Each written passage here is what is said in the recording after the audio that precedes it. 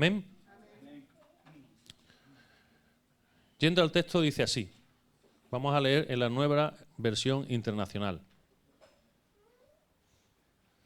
Y yendo al texto dice así. Ahora, hermanos, queremos que se enteren de la gracia que Dios ha dado a las iglesias de Macedonia. En medio de las pruebas más difíciles, su desbordante alegría y su extrema pobreza abundaron en rica generosidad. Soy testigo de que dieron espontáneamente tanto como podían y aún más de lo que podían, rogándonos con insistencia que les concediéramos el privilegio de tomar parte en esta ayuda para los creyentes. Incluso hicieron más de lo que esperábamos, pues se entregaron a sí mismos, primeramente al Señor y después a nosotros, conforme a la voluntad de Dios. Amén. Podéis tomar asiento, hermano. Aleluya, vamos a estar atentos, porque seguramente esta palabra del Señor seguramente se extienda hasta el domingo que viene. Y aunque la tendré dividida en dos partes, pero se extenderá hasta ahí. Y por eso quiero recuperar. Hace unas semanas estuve compartiendo, el Señor nos estuvo hablando acerca de los obstáculos que impiden vivir un cristianismo práctico, ¿recordáis? Entonces concluimos en que la clave para vivir un cristianismo práctico es el compromiso. El compromiso es el primer paso para pasar de la teoría a la práctica. El compromiso es el primer paso para superar todos esos obstáculos que se nos presentan para vivir la vida a la cual Dios nos ha llamado. El Señor no nos ha llamado a ser cristianos de banco, cristianos de iglesia, de estar solamente aquí y venir a los cultos. No, nos ha llamado a mucho más. Pero, ¿qué es un compromiso? Hablamos de compromiso, pero ¿qué es un compromiso? Pues un compromiso no es otra cosa que una obligación adquirida o una palabra dada de manera voluntaria, en la que cada persona se compromete, se obliga a ella misma a hacer cierta cosa o cierta palabra que dé, ¿no? Y un compromiso tiene que ver mucho con nuestras prioridades. ¿Recordáis de que se compartió la semana pasada? Prioridades correctas. Tiene que ver nuestro compromiso con nuestro tiempo. El compromiso tiene que ver con nuestro esfuerzo, con nuestra dedicación, con nuestra economía. El compromiso tiene que ver en general con nosotros, lo que somos y quiénes somos. Sin embargo, todos podemos ver que en la época en la que estamos viviendo es la época del sin compromiso. ¿No? Podemos ver esos anuncios que digan, pruebe este producto sin compromiso. Puede visitarnos y ver nuestras instalaciones sin compromiso. Podemos estar juntos en una relación, pero sin compromiso. Y etcétera, etcétera, etcétera. Y lo único que estamos diciendo con eso, lo único que la sociedad está vendiendo con esta expresión, es que lo que queremos es no estar obligados a nada. Sin compromiso es sin obligación. Y eso es lo que ahora mismo la sociedad en la que vivimos está vendiendo. No tengas compromiso, no te veas obligado a nada. Y tristemente parece que ese mismo pensamiento también ha calado en la iglesia del Señor.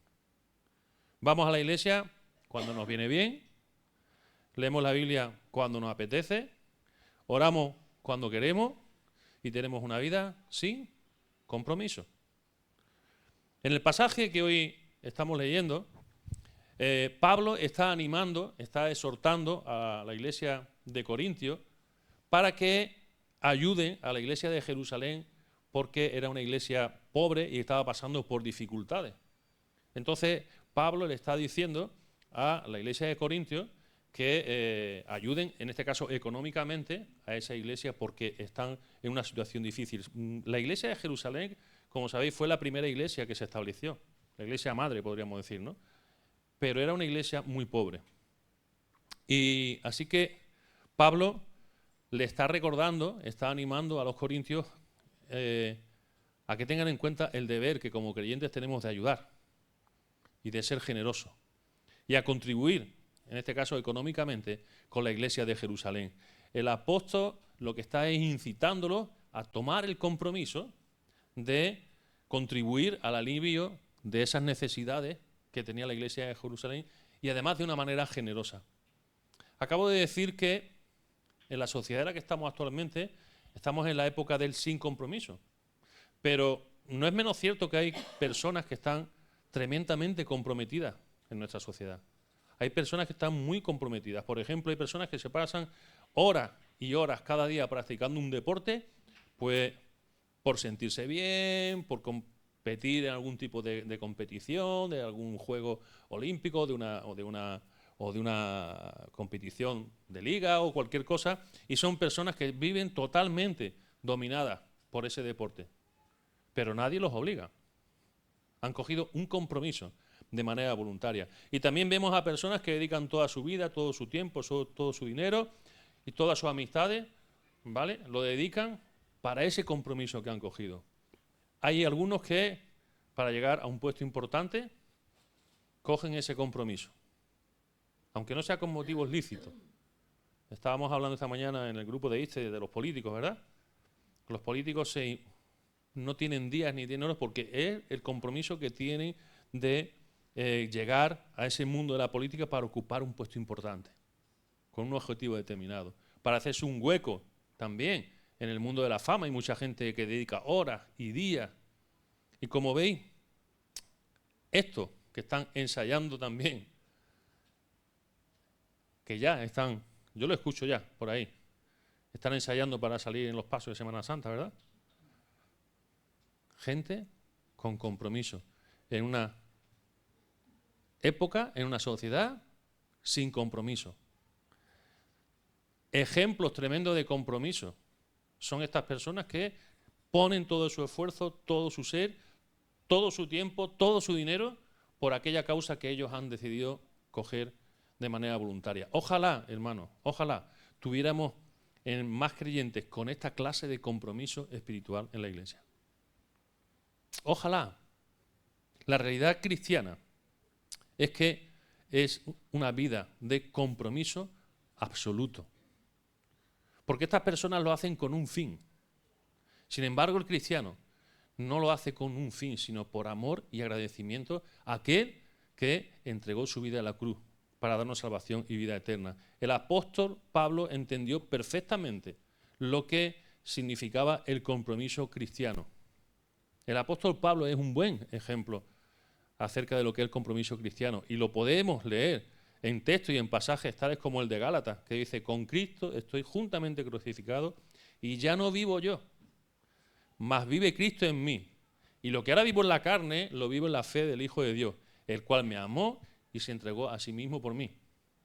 Pero también si nos vamos a Filipenses 3, y ahora estamos los jueves estudiando Filipenses, dice: pero cuantas cosas eran para mí ganancia, las he estimado como pérdida por amor de Cristo. Y ciertamente aún estimo todas las cosas como pérdida por la excelencia del conocimiento de Cristo Jesús, mi Señor, por amor del cual lo he perdido todo y lo tengo por basura para ganar a Cristo. Testimonio de compromiso que podemos ver en la palabra. Pero en el texto que hoy que no hemos fijado, cuando Pablo escribe a los creyentes, hace referencia a un grupo de cristianos que le había impresionado sobremanera al apóstol Pablo por su compromiso espiritual. Y eran los creyentes de las iglesias de Macedonia. ¿Quiénes fueron estos creyentes? ¿Quiénes eran los cristianos de la iglesia de Macedonia? Pues seguramente había en Macedonia muchas iglesias, pero nosotros a través de la Biblia conocemos solamente bien a dos de ellas. La iglesia de Filipo, en Hechos 16, lo que tuvisteis el jueves podéis ver cómo se empezó ahí con Lidia y con los demás. Y la iglesia de Tesalónica, que está un poquito más adelante en Hechos 17. Pablo los menciona como modelo de creyentes sumamente comprometidos con el Evangelio. Sumamente comprometidos con el Evangelio. Y vamos a ver algunos detalles de estas iglesias que evidencian su compromiso espiritual. Veréis. La iglesia de Filipo mostró su compromiso apoyando a Pablo económicamente en su obra evangelística. ¿Sabéis? El pastor con el que nosotros nos convertimos tenía un dicho. Decía, si quieres saber cómo es el nivel de compromiso de un cristiano con Dios y su obra, especialmente si es español, mira a ver cómo de comprometida tiene su cartera, su dinero. Porque los españoles, no sé por qué, cuando nos tocan el bolsillo,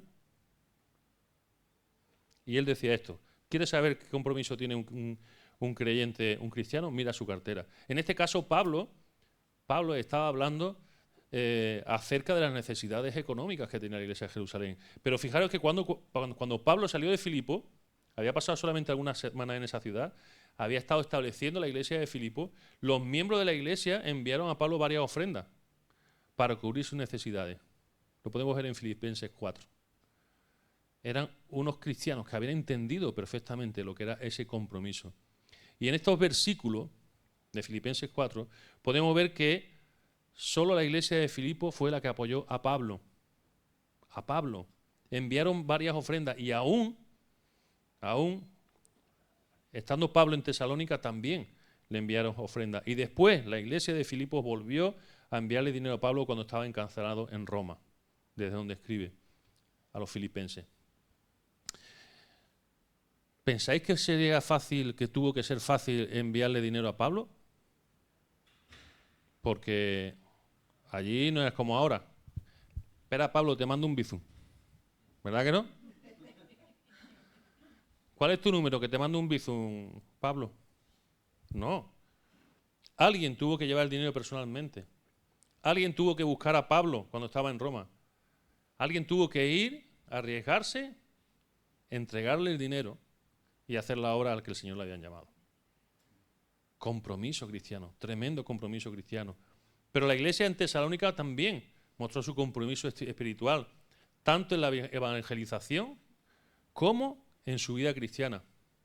Y si luego cuando estéis en casa leéis Primera de Tesalonicenses 1, podéis ver que no solo recibieron la palabra de Dios en medio de pruebas, en medio de sufrimiento, sino que además decidieron imitar al apóstol Pablo y fueron ellos los que llevaron la palabra del Señor, no solamente a Macedonia, sino también dice la región de Macedonia y de Acaya.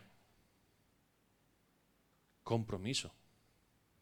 Abandonaron para siempre su vida antigua, una vida de idolatría, y se dedicaron a servir a Dios, esperando la segunda venida. Y mientras esperaban, ¿qué fue lo que hicieron? Testificaron de Jesús, de su fe en Cristo por todos lados, sin que su situación, sin que su persecución, sin que los obstáculos o cualquier otra cuestión les impidiera hacerlo. ¡Wow! Como nosotros, ¿eh? Menudo compromiso. Compromiso cristiano, hermano. Así que cuando nosotros vemos este testimonio de los miembros de la iglesia de Macedonia, en este caso de Filipos y de Tesalónica, a mí me surgen dos preguntas. La primera es, ¿de dónde le vino a estas personas, a estos creyentes? ¿De dónde le vino este compromiso? ¿Cómo fue que se comprometieron de esa manera?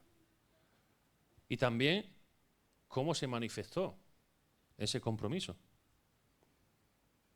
A la primera pregunta, Pablo no deja duda acerca de cuál fue el origen de ese compromiso en el caso de los creyentes de Macedonia.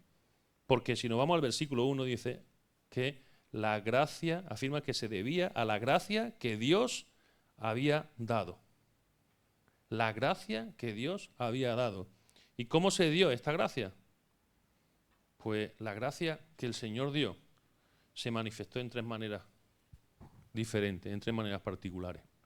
Primeramente es Dios el que hace la elección de las personas, de los creyentes. Fijaros, 2 Tesalonicenses 2:13. Pero nosotros debemos de dar siempre gracias a Dios respecto a vosotros, hermanos amados por el Señor, de que Dios os haya escogido desde el principio para salvación mediante la santificación por el Espíritu y la fe en la verdad. Hermanos, si nosotros estamos aquí, es porque un día el Señor nos escogió y nos dio la oportunidad de ser hijos suyos, para darnos salvación. Y en la libertad que nosotros tenemos, en ese día decidimos aceptar ese ofrecimiento de la salvación que Dios nos hizo. Fuimos nosotros los que voluntariamente decidimos seguir a Cristo, como hemos cantado. Estas personas manifestaron su fuerte compromiso espiritual En primer lugar, porque Dios lo había escogido para salvación. Él había propuesto salvarlo y se había propuesto salvarlos con una condición, o sea, con un motivo, con un propósito, y es usarlos en su obra, usarlos para la extensión del Evangelio. Por tanto, su compromiso espiritual como creyente fue el resultado de esa elección de Dios de te ofrezco la salvación, te ofrezco que seas mi hijo, ¿quieres seguirme? Entendieron que Dios tuvo ese propósito de salvarlos y querían cumplir con la misión para la cual Dios lo había llamado. Es imposible que nadie pueda hacer la obra del Señor si primeramente no viene a Él en arrepentimiento, en reconocimiento de que Dios es nuestro Señor y nuestro Salvador y que somos salvos por gracia suya, por la gracia que Dios nos ha dado para salvación, pero también para hacer su obra. Y yo creo que todos los que estamos aquí, en algún momento de nuestra vida hemos dicho, sí, Señor, tú eres mi Señor y eres mi Salvador. ¿Amén? Hemos dado ese paso, hemos tomado esa decisión de decir, Señor, quiero seguirte. Pero realmente hemos entendido cuál es el propósito que Dios tiene con nosotros cuando nos ha extendido su mano. ¿O simplemente hacemos como este que seguía a los apóstoles que quería comprar la salvación y los dones? Es importante, hermanos, que reflexionemos en esto.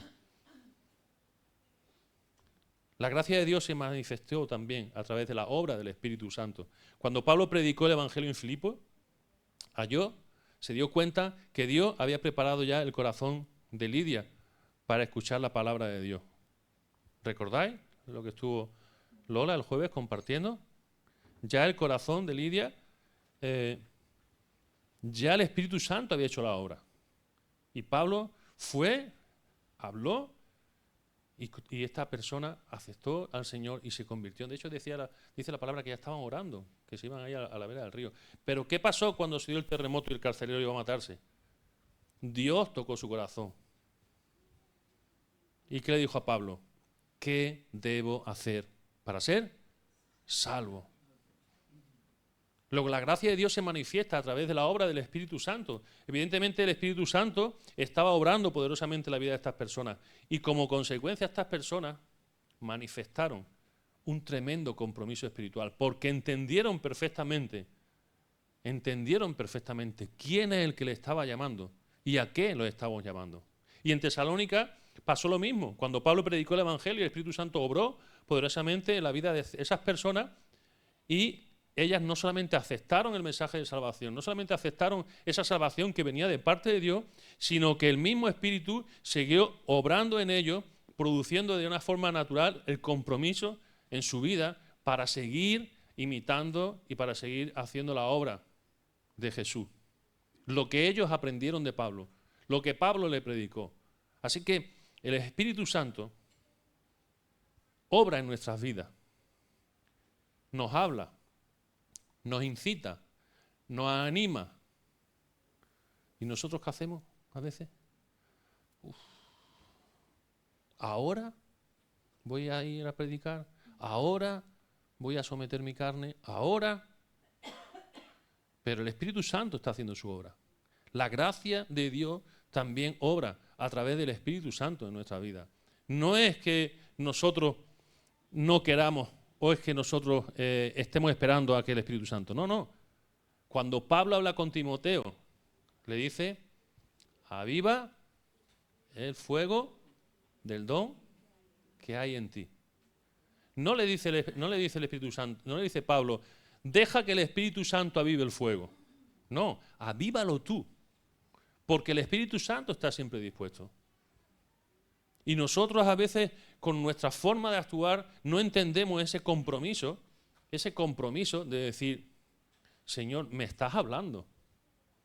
El Espíritu Santo, el Señor nos está hablando. ¿No está hablando el Espíritu Santo en estos últimos meses de una manera apremiante o no? De una manera ya que lo único que falta es que algún día estemos aquí y escuchemos una voz ahí que no salga ni del altavoz y que diga, Iglesia, ya está bien. Y que Dios se manifieste de manera audible. Pero es que Dios se manifiesta a través de su palabra. a través de los mensajes, a través de los estudios. En los últimos meses hemos tenido varios predicadores. Y el Espíritu Santo ha hablado en la misma dirección y de la misma manera. El Señor está manifestando su gracia, Dios está manifestando su gracia a través de la obra del Espíritu Santo en nuestra vida. Los de Tesalónica, los filipenses, cogieron el compromiso porque entendieron que era el mismo Espíritu Santo el que le estaba hablando. Y nosotros entendemos que es el Espíritu Santo el que está hablando. Que no es José Miguel, que no es Miguel Martínez, que no es Antonio, que no es... Es el Espíritu de Dios hablando a la iglesia. Y también se manifiesta la gracia de Dios a través de una verdadera conversión. La tercera manera en la que se manifestó la gracia en estas personas fue porque hubo una verdadera conversión. No solamente una conversión de palabra. Pablo escribió a los miembros de la iglesia de Filipo y les dijo: estando persuadido de esto, que el que comenzó en vosotros la buena obra, la perfeccionará. Pablo estaba convencido de que los filipenses habían tenido una verdadera conversión. ¿Y sabéis por qué estaba tan seguro de la conversión de ellos? ¿Sabéis por qué? Por los frutos que había en su vida. Por el compromiso espiritual que ellos habían manifestado. Entre otras cosas, enviando las ofrendas para la iglesia de Jerusalén. Pablo coge, cuando habla a los corintios, le dice: mirad las iglesias de Macedonia, los de Filipo, los de Tesalónica. Un verdadero compromiso cristiano. Por eso comenté antes lo que decía el pastor con el que me convertí. Cuando nuestra cartera, cuando nuestro monedero, cuando nuestra economía está comprometida 100% con la obra del Señor, es un indicativo triste de que el resto de las cosas también en nuestra vida también están comprometidas. El área también, otras áreas también están comprometidas. ¿Recordáis? Esta persona que puso 2 blancas, ¿qué dice la palabra que tenía? Todo lo que tenía. ¿Qué fue lo que dio? Todo lo que tenía. Era una persona con compromiso. Y Pablo sabía que si Dios había comenzado esa buena obra en los filipenses, la iba a perfeccionar. Y yo estoy seguro de que el Señor, en algún momento de nuestras vidas, de los que estamos aquí sentados hoy, en algún momento el Señor comenzó la obra. Y Él está dispuesto a perfeccionarla. Pero para eso, la clave es que nosotros tenemos que dar el primer paso y coger el compromiso espiritual. Ese compromiso que un día dijimos de palabra: Señor, tú eres mi Salvador y yo te seguiré, me arrepiento de mis pecados, pero no se puede quedar ahí la cosa. Lo mismo pasó en cuanto a los creyentes de Tesalónica. Ellos tenían un fuerte compromiso espiritual porque habían experimentado una verdadera conversión, como Pablo afirma en la primera carta a los tesalonicenses, ahí en el capítulo 1, que he dicho que luego podéis leerlos en casa. Hermanos, la gracia de Dios se manifestó en estas iglesias, primeramente por su amor, por su misericordia y porque Él decidió ofrecernos esa salvación. Porque además, a través del Espíritu Santo, Él está obrando y sigue obrando y quiere seguir obrando en nuestras vidas. Pero sobre todo nada de esto sirve si nosotros no hemos tenido y no vivimos una verdadera conversión. Convertido, transformado por el Espíritu Santo. Ya no vivo yo, decía Pablo, Cristo vive en mí.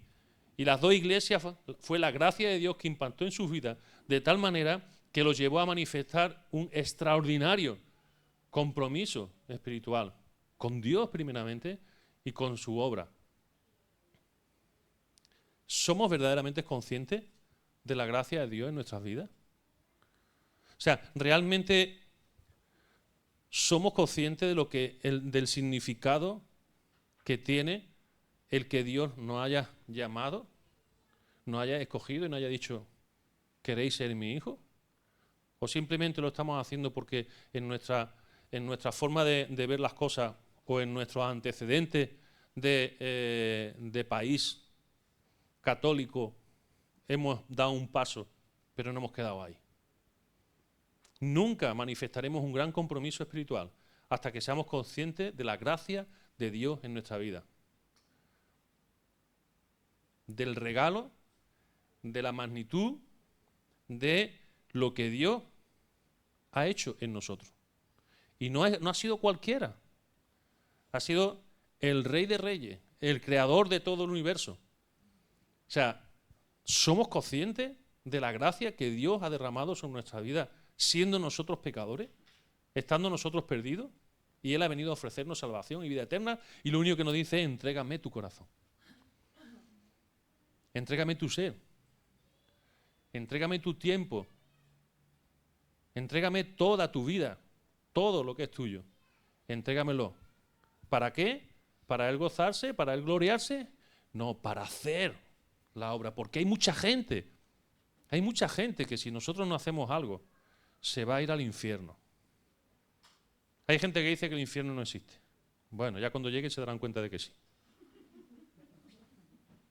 Pero que nosotros los creyentes todavía veamos esta situación como algo, bueno, ahí un poco en la nebulosa de si sí o si no. ¿Te has parado a pensar alguna vez que quizá tu esposa, tu esposo, tu hijo, tu hija, tu vecino, tu primo, tu compañero de trabajo va a ir al infierno? Si lo vieseis al borde de un precipicio ahí de 1000 metros de altura, ¿haríais algo? ¿Haríamos algo? ¿O diríamos, ¿para qué le voy a decir nada si se va a tirar al final? ¿O realmente estaríamos ahí apremiándole? Pues esta es la realidad, hermano. Esta es la realidad. Y la gracia de Dios se manifiesta en la iglesia cuando nosotros realmente cogemos ese compromiso espiritual para la gloria de Dios, con el fruto natural que la gracia de Dios produce. Y la gracia de Dios, aleluya, no podemos esperar que se manifieste si nosotros no predicamos el Evangelio, el verdadero Evangelio. ¿Cómo se va a manifestar la gracia de Dios en otras personas si nosotros no vamos y predicamos? Y esta gracia no se manifiesta de manera así automática. Dios puede hacerlo. De hecho, dice la palabra que si nosotros no hablamos, ¿quién hablará? Las piedras, gloria al Señor. Pero Dios quiere que seamos nosotros. A Dios le ha placido que seamos nosotros. Si no predicamos el verdadero evangelio, no podemos esperar que la gracia de Dios se manifieste. Y si esta gracia no se manifiesta, entonces nuestra iglesia no se llenarán de creyentes comprometidos con el Señor, como lo eran los creyentes de la iglesia de Macedonia, de Filipo y de Tesalónica. Discípulos para hacer discípulos. Creyentes comprometidos para hacer creyentes comprometidos. ¿Cómo va a venir la gente al conocimiento de la palabra de Dios si nuestra vida no demuestra un compromiso? ¿Sabéis los de Macedonia? Dice la palabra, los de Tesalónica, dice la palabra que por cuanto vieron lo que hacía Pablo, ellos dijeron, esta persona es una persona comprometida, cree en lo que predica, lo vive y está comprometido, y ellos imitaron. Por eso el apóstol Pablo decía, sed imitadores de mí como yo lo soy de Cristo. ¿Sabéis? Recién convertido, cuando yo leía estos textos y decía, qué hombre más presuntuoso, sed imitadores de mí. Y yo decía, pero ¿quién se ha creído este hombre que es? Sed imitadores de mí. Hasta que verdaderamente entendí que Pablo era una persona que efectivamente le había dejado todo. Era una persona que era un erudito. No era cualquiera. Pero en ese camino de Damasco él entendió perfectamente.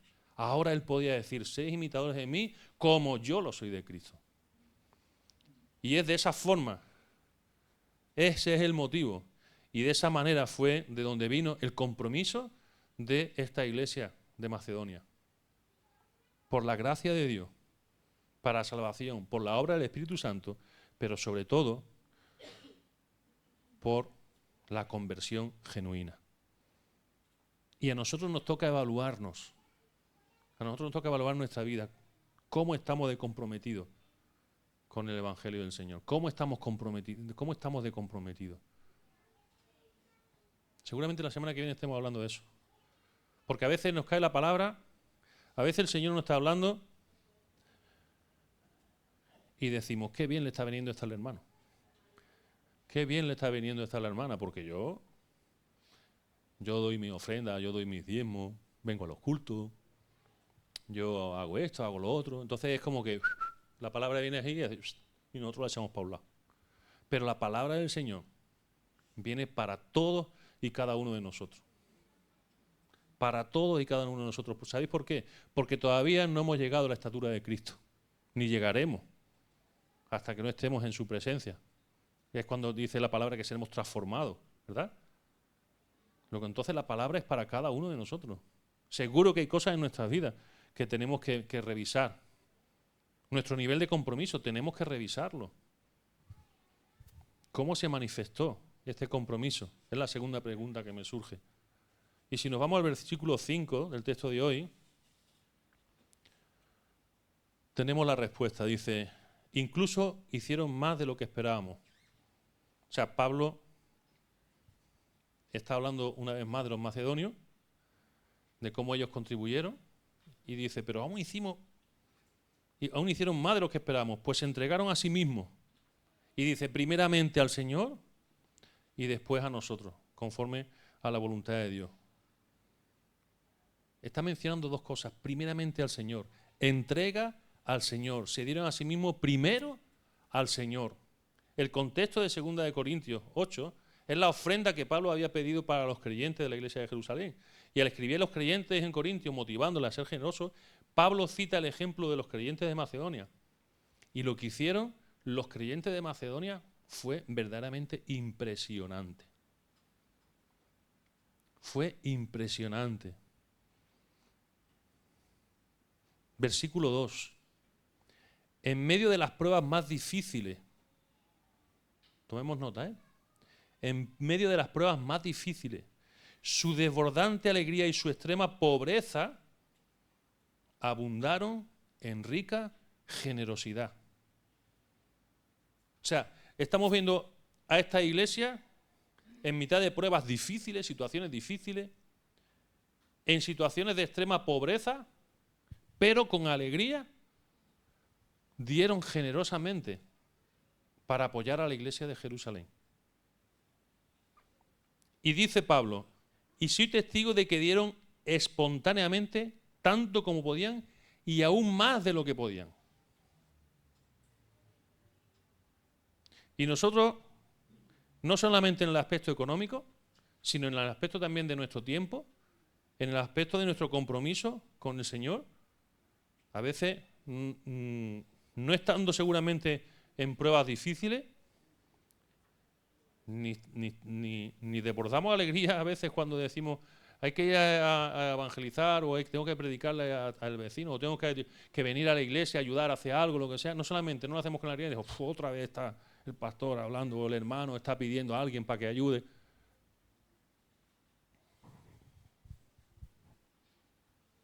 Sin embargo, los macedonios dicen que de manera espontánea. De manera espontánea. ¿Esto qué significa? Voluntario. Significa algo más que voluntario. Significa en el momento. Significa que no se pararon a pensarlo. Surgía, brotaba de su corazón, brotaba de su compromiso. Brotaba de su compromiso. Hermano, hay que venir a pintar la iglesia. Yo. Hermanos, vamos a orar. Yo oro, empezamos a orar espontáneamente. Y a veces nosotros, hermanos, hay que hacer tal cosa o tenemos que ir, bueno, espérate, voy a mirar la agenda en un momento.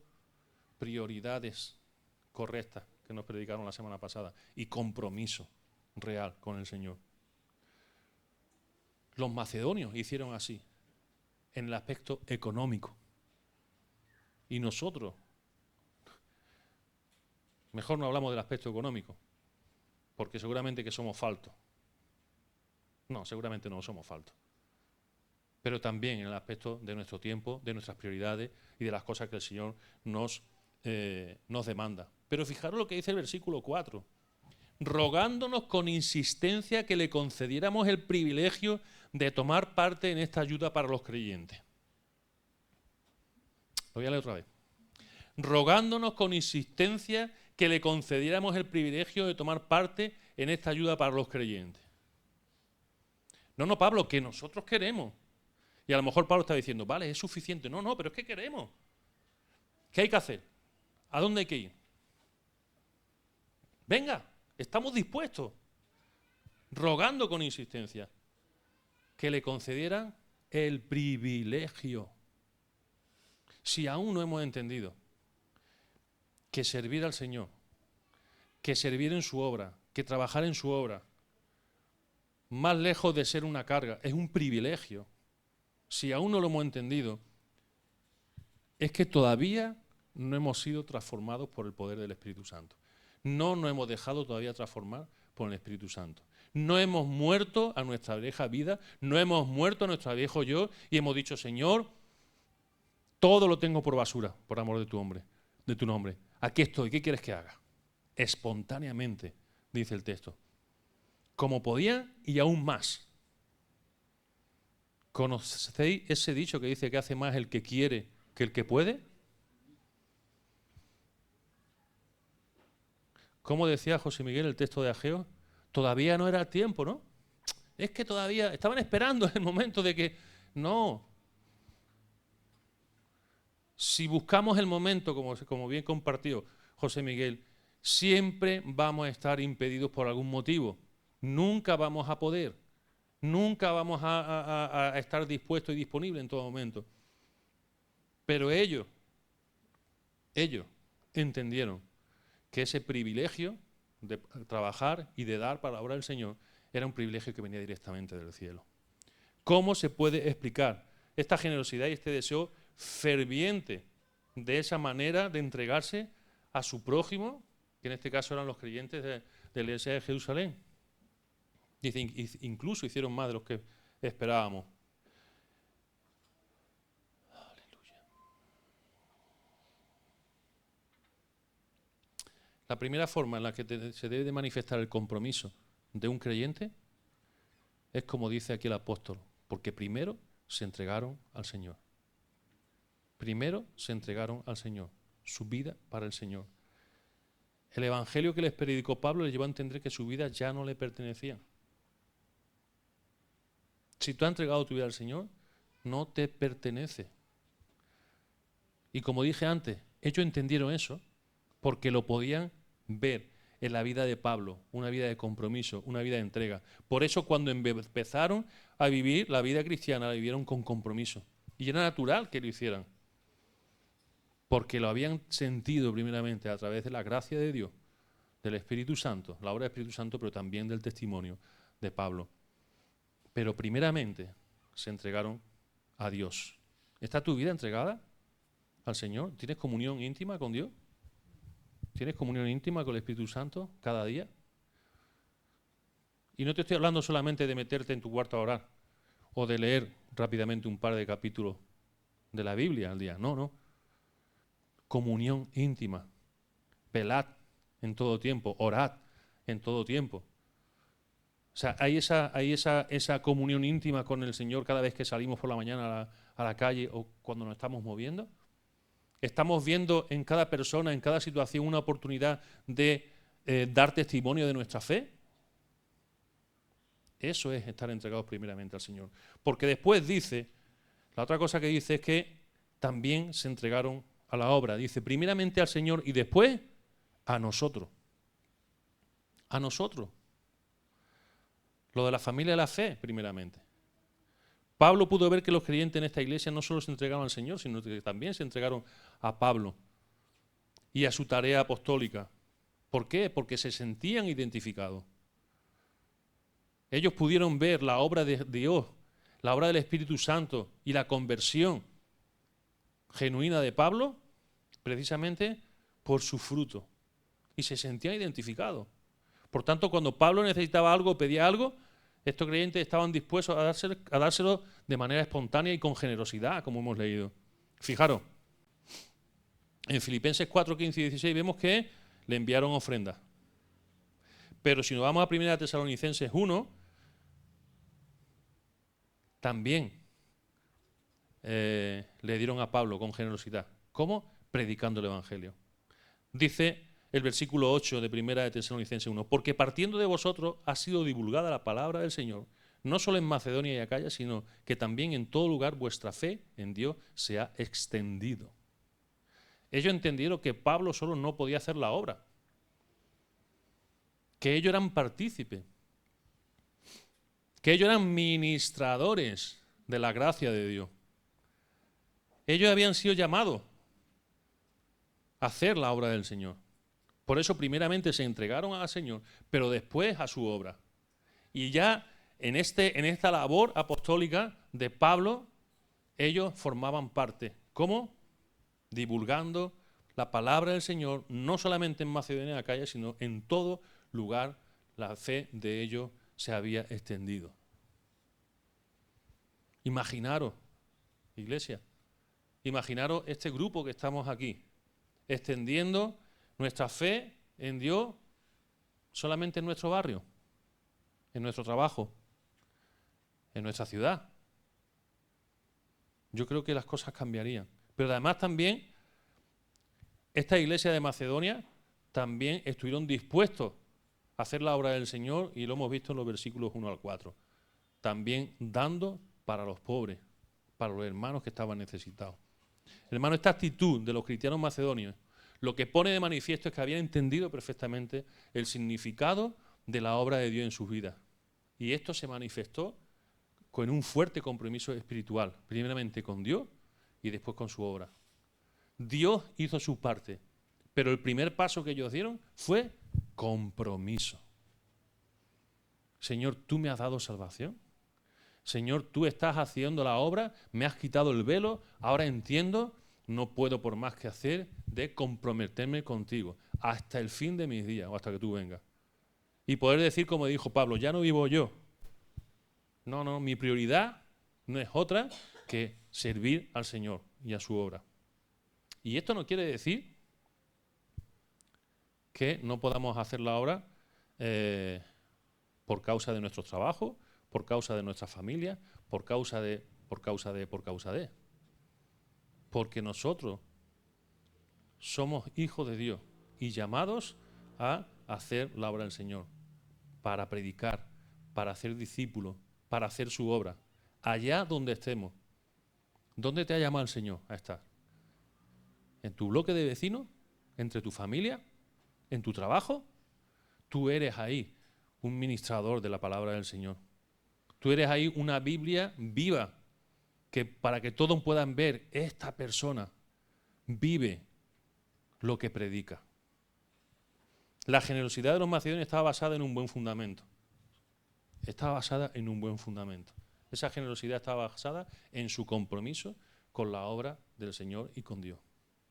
Y un cristiano comprometido se entrega sin reserva a Cristo. No conoce límites. No hay límites para un cristiano que está comprometido con el Señor y con su obra. Los obstáculos diarios no son capaces de detener la entrega a Jesús y a su obra. No hay obstáculo que no sea capaz de superar. En el poder del Señor, en la fe. Y es ahí cuando nosotros ejercemos eso, es cuando entonces empiezan a manifestarse los dones del Espíritu Santo. En esta semana estamos hablando en el grupo de ISTE, ¿cómo va a derramar dones Dios sobre su iglesia? Si la parte que nosotros nos toca de compromiso, la parte que nosotros nos toca de trabajo, la parte que nosotros nos toca de entrega, no la hacemos. Imagina una persona que no viene nunca a un culto, que nunca predica, que nunca ora, que nunca nada. ¿Pensáis que Dios va a impartir y va a derramar esos dones? Los macedonios ya se habían ofrecido al Señor, sin la cual esta entrega de compromiso no puede haber ni fe ni amor cristiano. No nos engañemos. Si no hay compromiso, no hay madurez. Porque lo que queremos es, no queremos obligaciones. Ellos habían hecho algo más. Además de dar su ofrenda, ya se habían puesto en las manos de Pablo para el servicio de la obra del Señor. Y además sin excusa. Consideraron este compromiso como lo prioritario en sus vidas, como lo más importante en sus vidas. Y por eso se entregaron de esa manera a ayudar a Pablo y a la obra del Señor. Es algo incuestionable.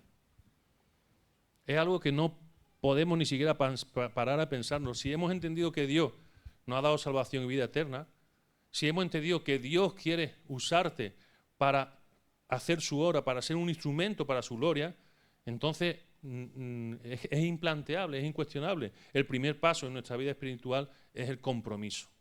el compromiso con Dios y con su obra. No hay otro. No hay otra forma. Queremos ver convertida a nuestra familia, queremos ver convertido a nuestros vecinos, a nuestros compañeros de trabajo, a nuestros conocidos, pero si no estás sembrando una vida de compromiso espiritual con Dios y con su obra, no vamos a cosechar a ninguna de estas personas, porque no van a poder ver. No van a poder ver. Así que si nosotros primeramente no cosechamos, no sembramos en estas personas una vida de compromiso, de nuestro compromiso, estas personas lo único que van a decir es, sí, este habla mucho, pero a la primera de cambio no va esto, no hace lo otro. No.